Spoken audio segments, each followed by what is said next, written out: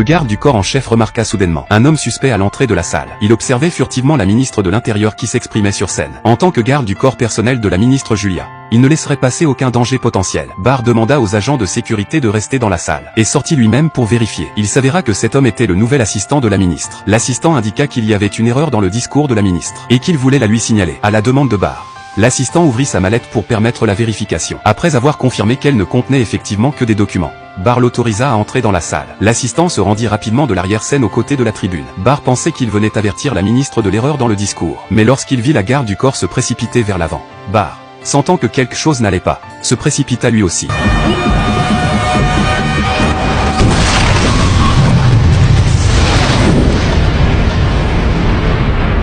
Après l'explosion, Barr était étourdi et avait les oreilles qui bourdonnaient. Mais il ne se souciait pas de ses blessures. Il se précipita immédiatement vers la ministre de l'Intérieur pour vérifier son état. Mais il constata que son pouls et sa respiration étaient très faibles. Afin d'éviter une deuxième attaque terroriste, il utilisa son corps pour la protéger. Après l'incident, la police a immédiatement bouclé les lieux et visionné image par image les enregistrements des caméras de surveillance. Elle a émis l'hypothèse que c'était probablement la mallette de l'assistant qui avait déclenché la bombe cachée sous le podium. Mais il était impossible de tirer des conclusions précises à partir de la vidéo seule. Contre toute attente, Bad devint également un suspect pour la police, car le commissaire a découvert grâce aux caméras de surveillance que Bad avait quitté la salle pendant son service. Bad a décrit la situation à ce moment-là, mais il n'avait rien remarqué d'anormal dans la valise de l'assistant. Sinon, il ne l'aurait certainement pas laissé entrer dans la salle. Sa négligence envers l'assistant a directement conduit à cette tragédie. Le commissaire ne savait pas s'il s'agissait d'une véritable négligence ou d'un acte délibéré. Après son interrogatoire, Bad se rendit immédiatement à l'hôpital où se trouvait le ministre. Il attendit toute la nuit à l'hôpital.